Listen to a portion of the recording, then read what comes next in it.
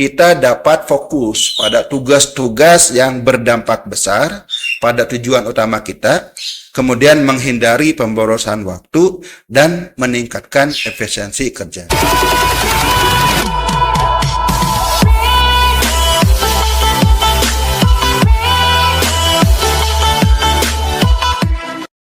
Bismillahirrahmanirrahim. Assalamualaikum warahmatullahi wabarakatuh.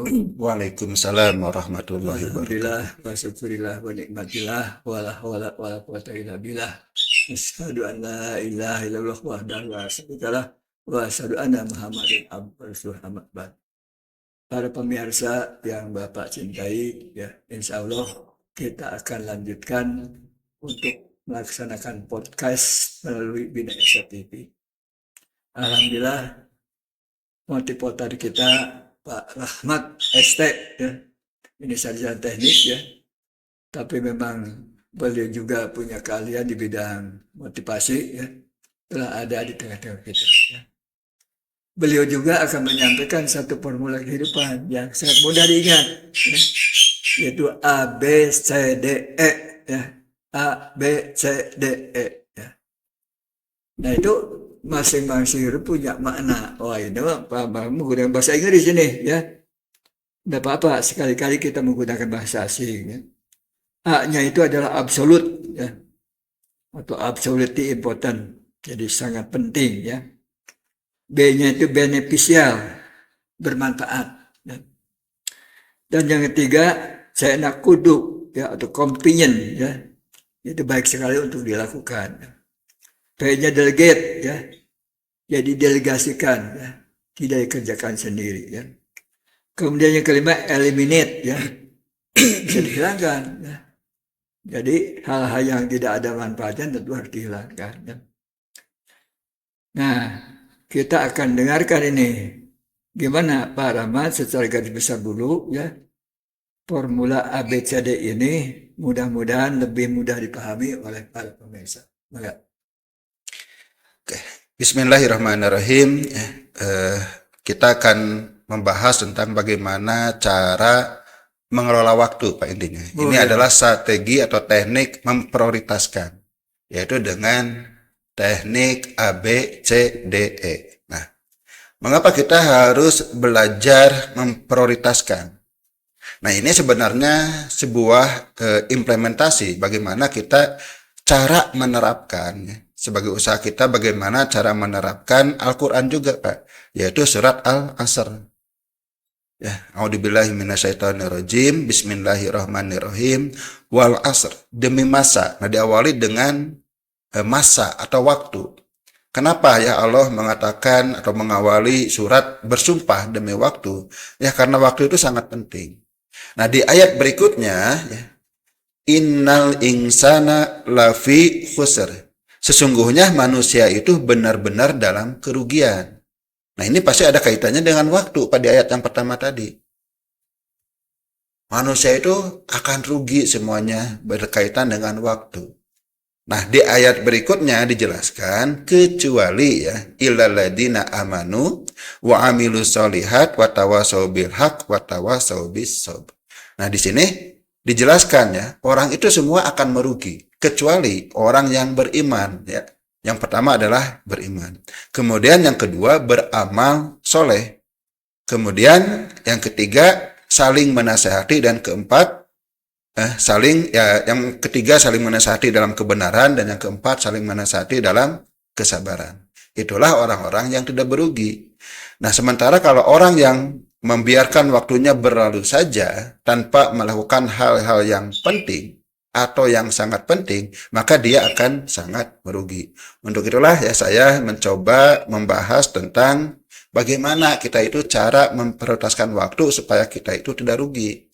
Yaitu yang disingkatnya dalam sebuah formula atau metode A, B, C, D, E. Ya, ini dalam bahasa Inggris, ya. A-nya itu adalah absolute, ya, artinya absolutely important, sangat penting. Jadi kita itu harus memahami apa yang sangat penting dalam hidup kita. Ya, tentu kalau menurut Al-Quran tadi, ya, yang paling penting itu adalah iman. Nah, tapi kita juga nanti akan membahas apa saja yang paling penting sesuai dengan aspek kehidupan kita, sesuai dengan peran kita. Sebagai suami, apa yang paling penting? Sebagai guru, apa yang paling penting? Sebagai pebisnis, apa yang paling penting? Nah, itu harus kita pahami. A-nya, absolutely important. Kemudian yang B-nya, yaitu beneficial but not critical. Ya, artinya beneficial itu penting. Important juga penting, tapi tidak mendesak. Nah, kita harus paham juga apa yang penting kita lakukan, tapi tidak mendesak. Sehingga kita nanti bisa mana yang diprioritaskan, kan? Seringkali kita mengatakan semuanya penting. Nah, tapi nanti kita bisa lihat, ada yang penting mendesak, ada yang penting tidak mendesak. Kemudian C-nya. C-nya itu adalah could do atau convenience. Ini artinya baik untuk dilakukan. Jadi tugas ini adalah kelompok dari pekerjaan-pekerjaan yang sebenarnya itu memberikan manfaat. Baik kalau kita lakukan, tapi tidak kecil. Kemudian yang berikutnya adalah D, yaitu delegate, mendelegasikan, dapat didelegasikan. Jadi seringkali banyak sekali ya pekerjaan-pekerjaan ini yang sebenarnya bisa kita delegasikan. Jangan sampai kita melakukan tugas-tugas yang nilainya kecil bagi kita, menghabiskan waktu sehingga melupakan tugas-tugas yang lain yang justru lebih penting atau lebih mendesak. Dan yang kelima yaitu E, eliminate, bisa dihilangkan atau bisa ditinggalkan. Nah, tugas ini adalah tugas-tugas yang tidak penting, tidak memberi dampak, bahkan berakibat negatif. Jadi pada intinya dengan menerapkan metode ABC, kita dapat fokus pada tugas-tugas yang berdampak besar pada tujuan utama kita, kemudian menghindari pemborosan waktu dan meningkatkan efisiensi kerja. Nah, itulah garis besar tentang metode ABCDE. Begitu, Pak. Nah, itulah para hadirin sekalian. Sebagai permula bagaimana supaya kita bisa memanfaatkan waktu sebaik-baiknya. Seperti diarahkan tadi dari surat Al-Asr ya. Di masa katanya orang itu rugi ya.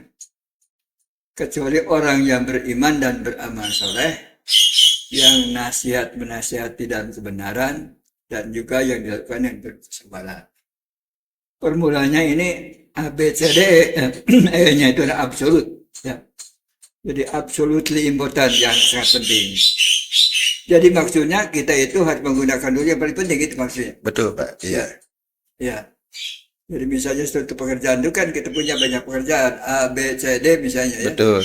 Cari mana yang paling penting. Betul. Itu dahulukan. Ya. Oh gitu ya. Kemudian yang kedua ini beneficia. Jadi mana yang paling bermanfaat maksudnya. Betul. Nah, coba dijelaskan lebih jelas Pak. Bagian A dengan B tuh, A, B ini. Yang satu adalah sangat penting, yang dua yang sangat bermanfaat. Maksudnya gimana? Nah, sini kan yang A itu adalah absolutely important, penting. Mau tidak mau harus kita lakukan, Pak. Kalau yang A, ya, misalnya menyelesaikan tugas yang sudah ada deadline atau tenggat waktu, atau menyelesaikan pekerjaan yang berkaitan dengan tujuan utama kita. Atau kalau kita seorang pebisnis atau penyedia jasa, artinya menyelesaikan pekerjaan yang berkaitan dengan jasa kita. Nah, ini sangat penting. Kalau tidak dilakukan, bisnis kita bahaya misalnya. Sama kalau di rumah juga, kalau tidak dilakukan, ini bahaya.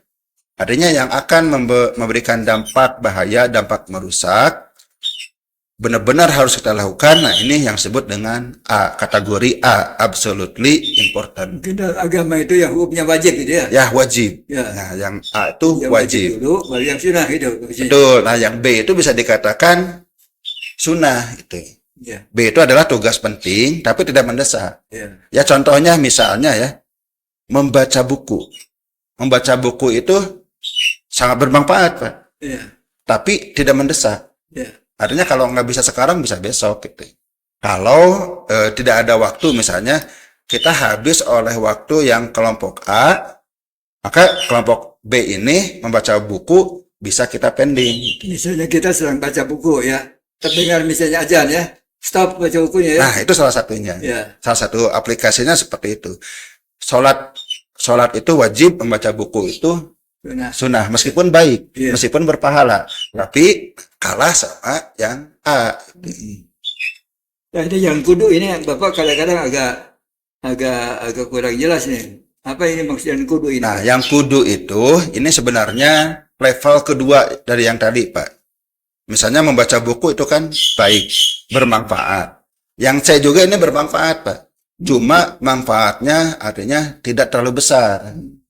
Ya mungkin di sini contohnya itu bicara dengan rekan kerja untuk urusan pribadi atau mengikuti kegiatan sosial yang tidak wajib. Ya, artinya semuanya ini bermanfaat. Tapi bermanfaatnya ya masih kalah sama yang kelompok B. Nah, nanti siapa sih yang menentukan ini manfaatnya besar yang mana yang masuk kelompok A, mana yang masuk kelompok B, mana yang masuk kelompok C, itu setiap orang mungkin berbeda. Kan tergantung sesuai dengan perannya. Kalau peran seorang pebisnis dengan peran seorang karyawan, ya mungkin itu akan beda. Kalau pedagang misalnya mungkin ada yang tidak bisa tidak, ya yang paling penting itu misalnya barang harus ada ya. Betul. Jadi kita beli barang, ada barang yang bisa dijual ya. Itu udah masuk kelompok A. Ya, jadi misalnya tukang bubur nih. Iya. Malam-malam memasak bubur, menyiapkan untuk pagi, ini masuknya A. Nggak boleh tidak. Gitu. Ya. Karena kalau tidak menyiapkan bubur ya besok nggak bisa dagang, Pak. Iya. Nah, delegate itu berarti didelegasikan disuruh kerjakan orang lain tuh ya. Betul. Nah, Iya. seringkali ini juga yang menentukan adalah kita masing-masing. Ya. Delegate itu adalah tugas-tugas yang sebenarnya itu bisa memakan banyak waktu, tapi tidak perlu harus kita yang melakukan. Mungkin ini ya harus dilakukan, tapi tidak harus kita lakukan. Misalnya sebagai pebisnis internet nih. Nah, ada beberapa pekerjaan, misalnya posting di media sosial, ya itu penting dilakukan. Tapi saya bisa bayar orang, Pak. Nah, sementara saya bisa melakukan tugas yang lain yang lebih penting. Yang apalagi melakukan tugas yang urgent masuk ke kelompok A. Nah, jangan sampai gara-gara saya melakukan pekerjaan posting, pekerjaan yang lebih penting terabaikan. Nah, akan lebih baik yang D ini, ya kelompok D ini, posting ini saya delegasikan. Ya tentu saya rekrut karyawan atau saya disubkontrak ke orang lain. Ya, misalnya contoh Bapak untuk membersihkan rumput, Bapak delegasikan kan kepada orang-orang sekitar untuk membersihkan halaman Bapak. Mungkin juga sama dengan kolaborasi gitu ya. Kolaborasi dengan ahli agak beda. Agak berbeda, Pak. Kalau kolaborasi ini kan kerjasama. Kalau ini lebih delegasi, Pak. Kalau delegasi itu, kalau lebih gampang dipahaminya itu, kita menyuruh anak buah atau orang lain yang kita bayar. Jadi itu kerjanya di bawah kendali kita. Misalnya mengantarkan surat kita gitu ya. Betul. Suruh aja yang lain. Betul, suruh aja yang lain. Pertama, kita bisa mengoptimalkan waktu untuk kegiatan-kegiatan yang lebih besar dampaknya. Ya. Ya mungkin bagi kita mengirimkan surat itu dampaknya nggak terlalu besar dan bisa dilakukan oleh orang lain. Nah, maka kita delegasikan lagi. Itu dan waktu kita bisa kita lakukan kepada kegiatan yang dampaknya lebih besar. Ada manfaat yang kedua, Pak. Kita juga berbagi lapangan pekerjaan. Jadi membuka lapangan pekerjaan akhirnya. Misalnya saya merekrut karyawan untuk posting, merekrut karyawan untuk ngurus pengiriman surat, merekrut karyawan untuk bersih-bersih di kantor. Itu kan jadi membuka lapangan kerja, Pak. Bagus juga daripada oleh kita sendiri. Yang nilainya sesuai dengan peran kita itu bisa kita delegasikan tuh, tidak harus kita. Justru kalau kita lakukan sendiri, ya kita buang-buang waktu, Pak, jadinya. Ya. Nah, jadi tampaknya ini ya seperti Bapak dulu lah, waktu sebagai muda lah. Tiap-tiap hari itu suka membuat program kerja ya. Jadi hari ini itu 1, 2, 3, 4, 5 dan seterusnya ya. Betul. Jadi mulai yang paling penting dulu, yang kurang penting ya. Sehingga dalam seharian itu kita kerjanya itu berurut lah. Ini Betul. dulu, ini dulu, ini. Mungkin seperti demikian ya. Betul. Nah, Ini juga saya sudah siapkan nih Pak langkah-langkahnya. Iya. Ya garis besarnya seperti itu ya. Jadi bagaimana sih langkah-langkah menerapkan metode ABCD ini? Langkah pertama itu adalah tulis daftar tugas harian kita. Jadi tulis aja semua daftar harian yang menurut kita harus dilakukan hari ini atau seminggu ke depan. Kita tulis semua daftarnya. Nah, misalnya kita tulis boleh di buku atau di buku agenda, boleh juga di komputer, Pak. Biar gampang di komputer. Yeah. Misalnya di spreadsheet lah, bisa di Google Sheet atau di Microsoft Excel. Ya itu bisa, itu lebih mudah. Kita tulis semua tugas yang harus kita lakukan. Mungkin saja ya, tanpa sadar kita harus melakukan 20 tugas per hari. Misalnya, kita tulis semuanya. Nah, kemudian di kolom kanannya, ya kalau di Excel misalnya, kita kasih label. Oh, pekerjaan yang nomor 1 ini masuk ke kategori A. Pekerjaan nomor 2 masuk ke kategori C. Pekerjaan ketiga masuk ke E. Pekerjaan semuanya kita kasih labelnya A, B, C, D, E. A untuk pekerjaan yang sangat penting, B untuk tugas yang penting tapi tidak mendesak, C untuk tugas yang menyenangkan tapi kurang berdampak, D untuk tugas yang bisa didelegasikan, kemudian yang E untuk tugas yang bisa dihilangkan. Nah, eliminasi. Nah, nanti kita kelompokkan. Kan kalau di Excel gampang Pak, di sort.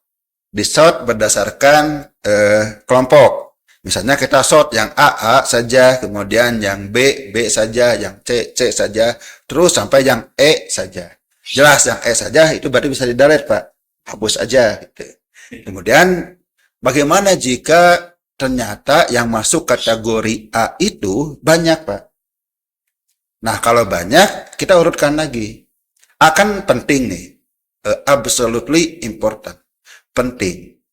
Nah, kalau pentingnya itu banyak, misalnya masih ada 10 pekerjaan yang penting, yaitu tinggal diurutkan lagi. Mana yang paling penting, kedua penting, ketiga penting, dan sehingga nanti akan terurut. Mulai misalnya kita kasih nama A1 paling penting, A2 paling penting kedua, A3 paling penting ketiga, dan seterusnya. Sehingga kita bisa mulai ya mengerjakan tugas dari pekerjaan A1. Nah, dengan seperti ini, maka waktu kita itu akan fokus dihabiskan oleh pekerjaan-pekerjaan yang paling penting, yang absolutely important, dan memberikan dampak besar bagi bisnis kita. Nah, bagaimana dengan pekerjaan B? Kalau seandainya pekerjaan A itu sudah kita selesaikan, bisa kita beralih ke pekerjaan B. Kalau B juga sudah terselesaikan, kita juga bisa beralih ke pekerjaan C. Nah, kalau pekerjaan D kan kita sudah delegasikan. Yang E sudah kita hapus. Ya dengan demikian setiap hari yang kita lakukan itu lebih fokus, ya, lebih menghasilkan hal-hal yang lebih bermanfaat. Ya, ini akan menghindari jebakan, Pak. Kadang-kadang orang itu menghabiskan waktu seharian, ternyata yang dia kerjakan itu adalah pekerjaan C. Sementara pekerjaan A yang sangat-sangat penting terabaikan. Begitu, Pak. Bisa nggak Pak Rahmat memberikan satu contoh usaha? Katakan kita itu usahanya itu adalah sebagai pedagang bakso lah. Betul. Nah kira-kira gimana rangkaiannya yang paling penting dan yang kurang penting untuk dilakukan? Dagang bakso, ya. Oke, misalnya dalam pekerjaan tugas bakso, ya kita list ya yang dilakukan oleh yang biasa yang perlu dilakukan oleh seorang pedagang bakso. Pertama adalah kan menyiapkan bahan-bahannya, kemudian memasak bahan-bahannya, kemudian menyiapkan peralatan, misalnya kompor, piring, mangkok, dan sebagainya lah kita siapkan, termasuk kompornya kita siapkan. Nah, kemudian itu pekerjaan-pekerjaan itu, kemudian keesokan harinya setelah siap, berarti ya tugas berikutnya adalah mendorongnya, misalnya kalau dia tuh tukang baksonya yang didorong menggunakan gerobak. Kemudian nanti ada melayani pelanggan, kemudian nah di sela-sela melayani pelanggan ada pekerjaan yang lain, misalnya menyapa pelanggan, ngobrol dengan pelanggan, atau sebagainya. Yaitu list semua daftar yang harus dilakukan. Nah, di antara sekian list ini, pilih mana yang masuk kategori A. Jelas menyiapkan bahan itu adalah kategori A. Jadi bahan memasaknya gitu ya. Ya, Kemudian menyajikannya gitu ya. betul.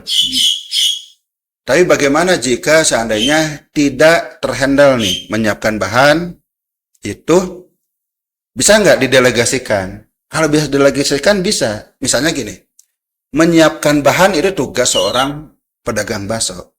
Tapi pergi ke pasar, itu bisa delegasikan. Betul lah. Oh ya, Pernah Bapak ketemu tukang bakso itu.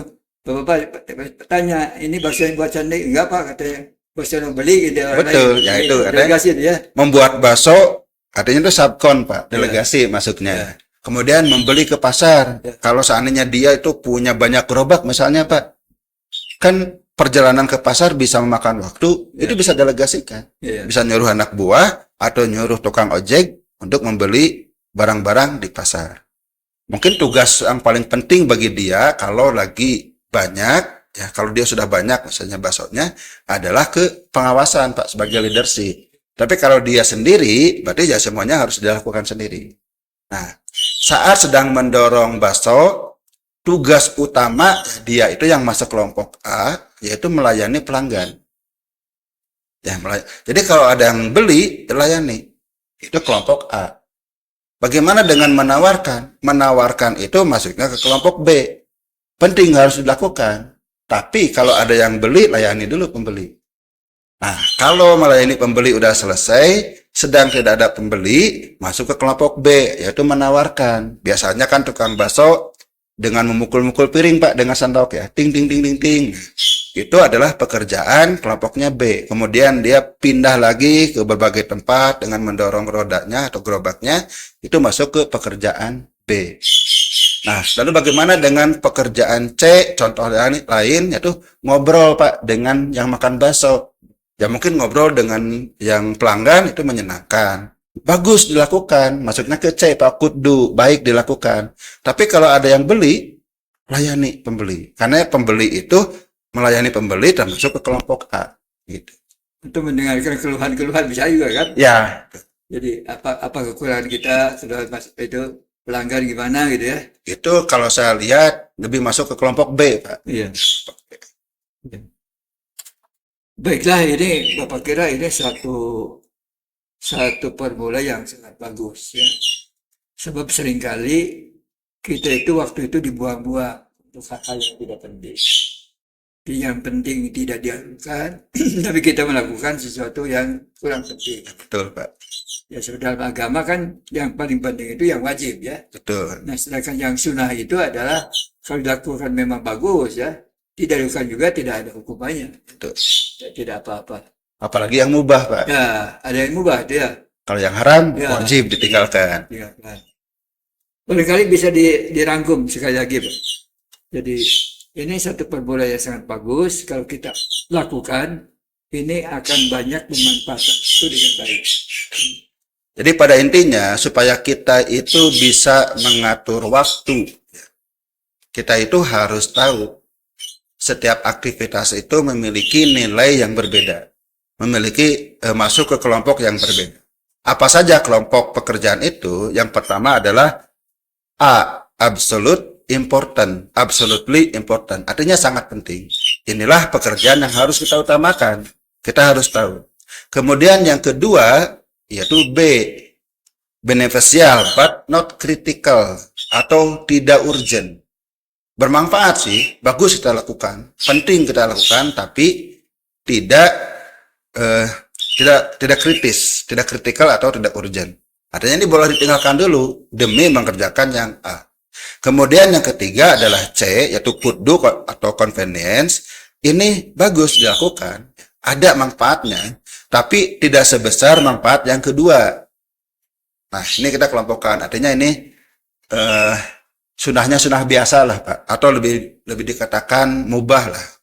Jadi kita lakukan ada manfaatnya meskipun sedikit. Kalau tidak dilakukan juga nggak apa-apa. Ini masuk ke kelompok C. Nah, jadi jangan sampai kita habis melakukan pekerjaan pekerjaan kelompok C, sementara yang B dan A terlewat. Kemudian yang keempat adalah D. Kalau kita sudah sibuk dengan pekerjaan A dan pekerjaan B, ada pekerjaan yang bisa didelegasikan. Tidak harus kita yang melakukan, ya delegasikan saja. Ya misalnya data entry, posting, maintenance website, membuat website, kalau bagi pemasar online, itu pekerjaan penting, tapi tidak harus kita yang melakukan. Ya udah, itu delegasikan saja. Kemudian yang kelima itu adalah eliminate, yaitu pekerjaan-pekerjaan yang tidak penting, bahkan memiliki dampak negatif. Jangan sampai banyak nih Pak, ibu-ibu rumah tangga, banyak yang menghabiskan waktu yang justru untuk pekerjaan eliminate, yaitu ngerumpi, Pak. Kalau ngerumpi itu bahasa agamanya itu adalah gibah. Jadi ngomongin orang lain. Ini harus benar-benar masuk ke Sementara memasak yang merupakan masuk ke pekerjaan A malah ditinggalkan. Nah, ya itu contoh kecil lah yang seringkali terjadi dalam kehidupan sehari-hari. Apalagi dalam bisnis, apalagi dalam pekerjaan di kantor, benar-benar kita harus memahami mana yang A, mana yang B, mana yang C, mana yang D, dan mana yang E. Kemudian perlakukanlah sesuai dengan kelompok. Begitu Pak kesimpulannya. Baiklah para pemirsa sekalian, ini satu formula yang sangat penting yang harus sangat kita perhatikan, yaitu tentang bagaimana kita menggunakan waktu dengan sebaik-baiknya. Modal kita dalam kehidupan itu waktu, ya. Dan kita tidak tahu berapa lama kita diberikan waktu di dunia ini, ya. Oleh karena itu, mari kita gunakan waktu itu dengan sebaik-baiknya. Dalam agama kan waktu itu ada waktu yang sifatnya wajib, ya. Tugas itu ada wajib, ada yang sunnah, ya, ada yang mubah, ya. Nah, oleh karena kita juga dalam pekerjaan apapun juga biasakan membuat suatu daftar prioritas, ya. Laksanakan dulu yang paling penting, ya. Yang penting, yang kurang penting. Dan yang kedua ini ada pada bagus, ya. Tidak perlu kita sebab dikerjakan sendiri, ya. Di mana perlu kita delegasikan pada orang lain. Nah, katanya orang yang sibuk sendiri itu tukang cukur, segala kusarangan. Jangan, ya. Jadi pekerjaan-pekerjaan yang bisa diberikan pada orang lain, berikan pada orang lain. Dan juga yang terakhir, seringkali kita itu menggunakan waktu yang tidak ada manfaat, ya. Jadi kita biasakan tidak membuang-buang waktu. Karena waktu itu sangat penting. Dan waktu itu tidak bisa disimpan, ya. Betul. Kalau kita lalaikan, itu akan hilang dengan sendiri. Yang kedua tadi Bapak katakan, kita tidak tahu berapa lama kita diberikan waktu. Jadi kita harus menghitung, ya sudah Pak. Betul. Ya. Jadi bengkong hidup, ya. Kita harus gunakan waktu dengan baik-baik. Mumpung ada kesempatan, ya. Jangan tahu satu saat mungkin kita tidak punya kesempatan. Mumpung kita sehat, ya. Mumpung kita masih punya kekayaan, ya. Nah, itu juga harus menghitung. Sebab satu saat, ya, waktu itu akan tidak ada lagi pada kita. Mungkin kita dianggap sudah selesai melakukan tugas di dunia ini. Itulah barangkali para pemirsa sekalian, satu formulanya sangat mudah, ya. A, B, C, D, E, ngapalkeun anak tidak susah, ya. Nah, biasakan kita dalam kehidupan itu mengikuti rangkaian A, B, C, D, E ini, insya Allah kita akan menjadi orang yang sukses, bahagia di dunia, yang mendapat surga di akhirat, ya. Itu aja, mudah-mudahan ada manfaatnya. Mohon maaf atas segala kekurangan kami. Wassalamualaikum warahmatullahi wabarakatuh. Waalaikumsalam warahmatullahi wabarakatuh.